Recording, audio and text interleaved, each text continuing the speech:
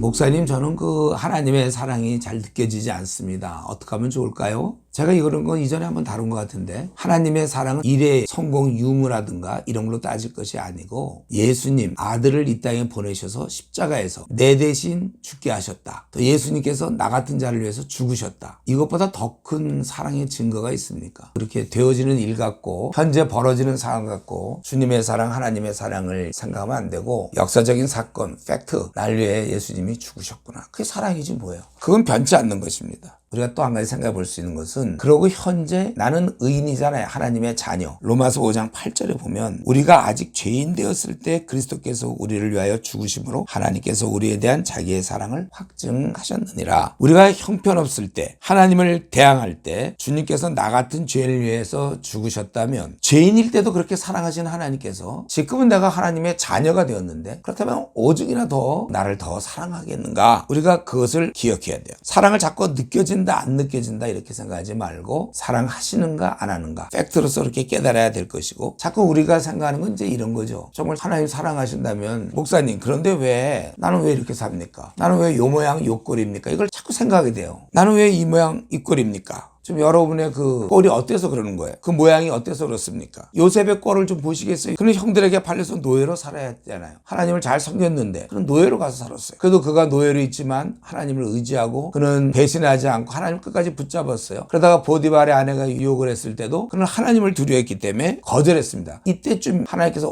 잘했다고 뭔가 그를 축복하셔서 해야 되는데, 하나님의 뜻을 그가 따른 결과는 오히려 감옥에 들어가는 거잖아요. 그것도 혹독한, 아주 지독한, 아주 중죄수들만 오는 그런 감옥에 들어갔고, 어쨌든 그가 노예로 또 죄수로 산 기간이 무려 13년 동안이나 그렇게 살았어요. 그러나 우리가 생각해 보세요. 어느 정도 편한 나날을 보낸 11명의 형제들과 사랑하는 부모와 떨어져 소망마저 죽은 듯한 14년을 보낸 요셉 중 누구의 삶이 더 빛났습니까? 여러분들은 시므온이나 이사갈, 납달리 같은 그들의 삶을 동경하고 있는 거예요? 아니면 요셉의 삶을 소망하고 있습니까? 다윗을 생각해도 그는 얼마나 오랫동안 쫓겨다니는지 몰라요. 죽음과 삶이 정말 종이 한 장 차이처럼. 여러분은 다윗을 쫓는 사울이 좋아요? 아니면 쫓기는 다윗이 되고 싶습니까? 어떤 걸 더 좋아합니까? 이런 질문에 대해서 분명히 저는 다윗이요, 저는 요셉이라고 얘기하면서도, 그리고 정작 자신이 지금 사망의 음침한 골짜기를 지나는 중인데 나는 왜 이러고 있냐고 묻는다는 것은, 그것은 좀 잘못된 것이죠. 그리고 어쨌든 우리가 힘들 때 제일 좋은 것은 기도하는 거예요. 너희 중에 고난당하는 자가 있느냐? 저는 기도할 것이라고 야고보서에 나와 있죠. 그래서 우리도 이런 고난 중에 힘들 때라도 여호와는 나의 목자시니 내게 부족함이 없으리로다, 이런 다윗의 고백처럼. 다윗은 언제나 이런 생각을 했을 거예요. 하나님이 늘 함께 하시기 때문에. 그 왕이 됐거나 아니면 도망 다닐 때나 목동일 때나 항상 목자가 계시니까.